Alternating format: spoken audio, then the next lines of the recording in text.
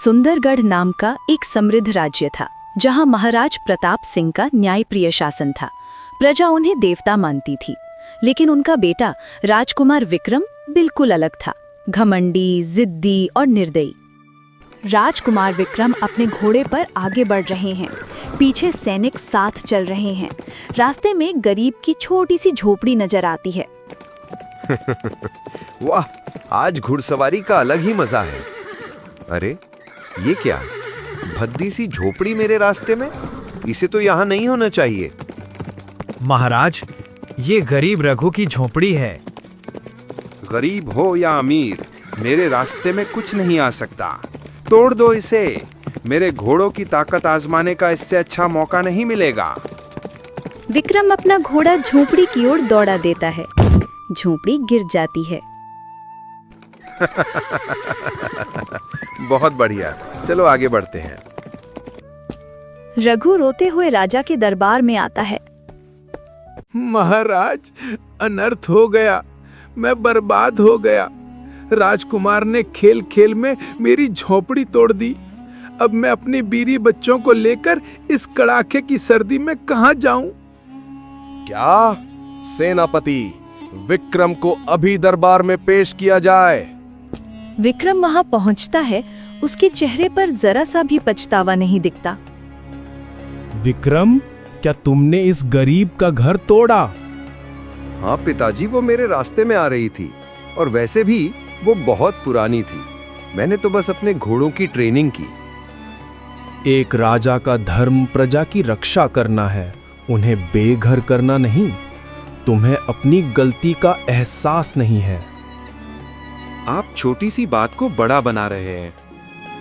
ठीक है, अगर तुम्हें शब्दों से समझ नहीं आता तो तुम्हें अनुभव से सीखना होगा। मैं तुम्हें इसी वक्त राजमहल से निष्कासित करता हूँ। जाओ और देखो कि एक गरीब की सर्दी कैसी होती है।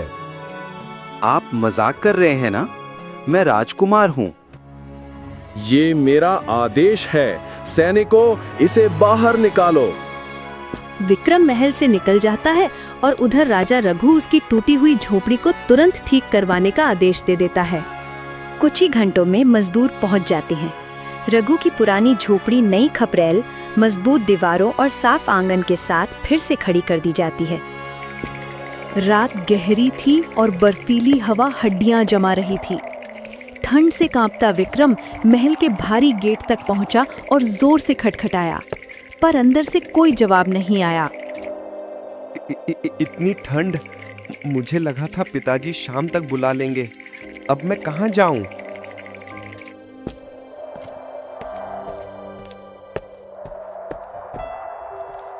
तभी रघु वहां आता है।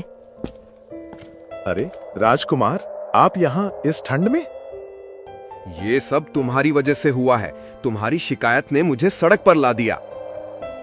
राजकुमार, आप मेरे साथ चलिए। मेरी झोपड़ी महाराज ने ठीक करवा दी है। बाहर रहे तो आप जम जाएंगे। ठीक है, चलो। मेरे पास कोई और चारा भी नहीं है।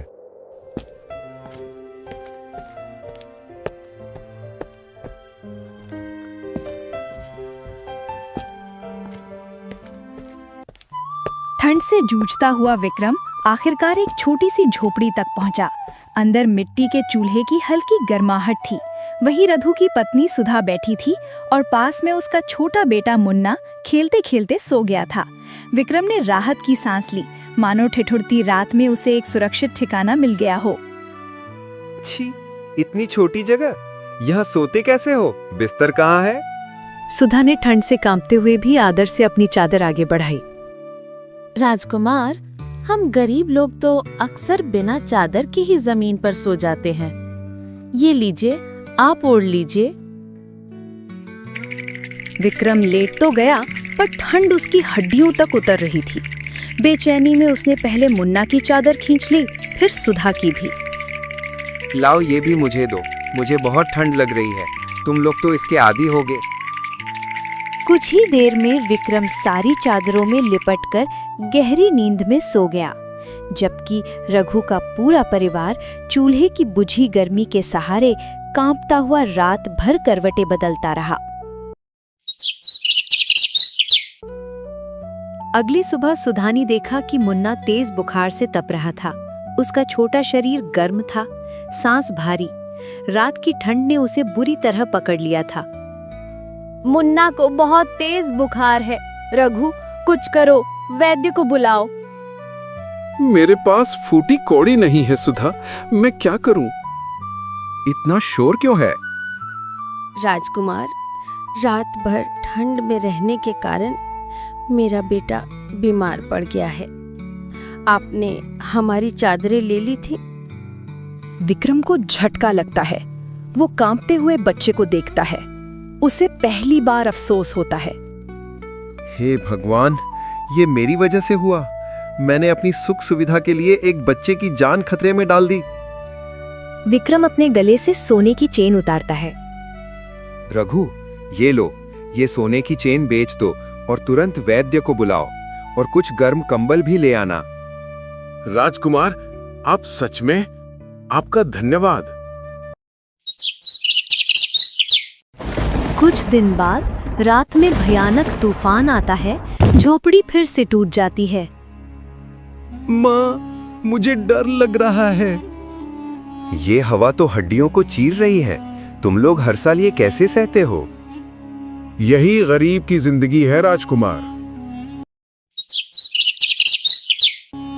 सुबह होती है, सब कुछ बिखर चुका है। विक्रम अपनी कीमती अंगूठी निकालता है। रघु, ये अंगूठी लो, इससे घर ठीक करवाओ और राशन ले आओ। अब मुझे समझ आ रहा है कि छत की कीमत क्या होती है। पैसे कब के खत्म हो चुके थे। मजबूरी ने विक्रम और रघु को शहर की तंग गलियों में भारी बोझ उठाने पर मजबूर कर दिया था। तपती धूप के नीचे विक्रम का बदन पसीने से तर था। सांसें तेज चल रही थीं। थकान उसके हर कदम में साफ झलक रही थी। एक वक्त की रोटी के लिए इतनी मेहनत। मैंने कभी नहीं सोचा था कि जीवन इतना कठिन हो सकता है। अचानक विक्रम को चक्कर आता है और वो गिर पड़ता है। पिताजी, मुझे माफ कर दीजिए। रघु, मुझे माफ कर देना।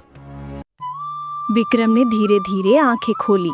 हैरानी से उसने देखा वो किसी झोपड़ी में नहीं बल्कि अपनी मुलायम शाही बिस्तर पर लेटा था।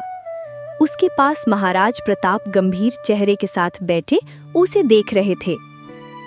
होश आ गया बेटा? पिताजी, रघु और उसका परिवार कहाँ है?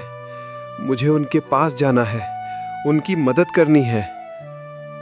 तुम्हें वापस जाने की जरूरत नहीं है। मैंने रघु के परिवार को रहने के लिए पक्का घर दे दिया है। लेकिन मुझे खुशी है कि मेरा बेटा अब सिर्फ एक राजकुमार नहीं बल्कि एक इंसान बन गया है। पिताजी, मैंने बहुत बड़ी गलती की थी। गरीबों की सर्दी सिर्फ मौसम की मार नहीं होती, साधनों की कमी की मार होती है। मैं वचन देता हूं, अब सुंदरगढ़ में कोई भी ठंड से नहीं ठिठुरेगा। उस दिन के बाद राजकुमार विक्रम बदल गया। उसने गरीबों के लिए पक्के घर बनवाए और सर्दियों में कपड़े बंटवाए। सुंदरगढ़ की प्रजा को एक सच्चा और दयालु भावी राजा मिल गया था।